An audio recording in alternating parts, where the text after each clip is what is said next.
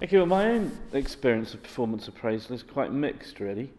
I guess on the one hand, it's pleasant to be appraised in that it kind of forces your manager to congratulate you on your achievements, which is always nice. And I guess it also makes you think kind of critically about what you've done during the past year and perhaps reflect positively yourself. So it maybe has that kind of purpose. But I've always rather felt that it's more of a box ticking kind of exercise that we do because we think it's good practice to do it.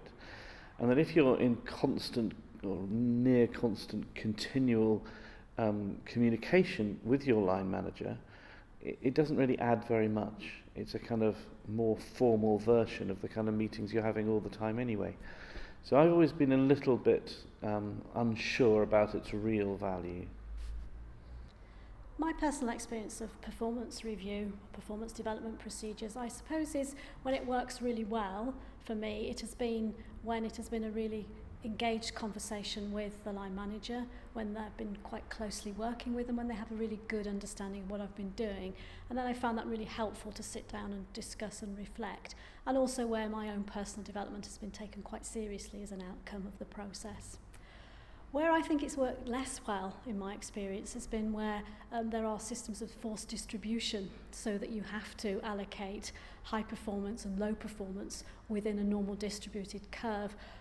And sometimes that is perceived as however well you might do, you still can't achieve the highest level of performance review. And where that's linked to people's pay and reward, I found that can cause real difficulties in an organisation. So my experiences of performance management have varied between the public and private sectors.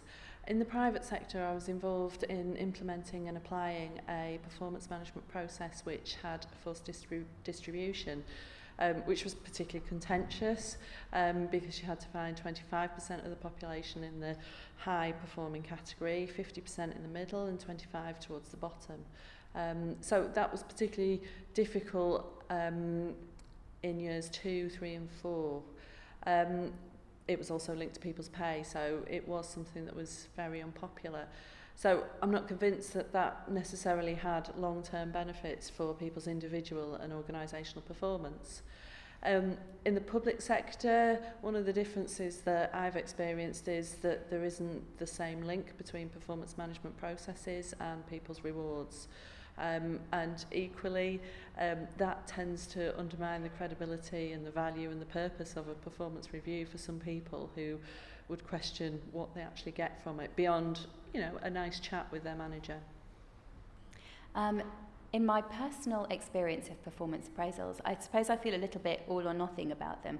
And I think they really depend on two things. So first of all, the quality of performance goals, performance objectives that were set in the first place, and second of all, your overall relationship with your line manager and kind of how many chats, how many conversations you have about performance in between.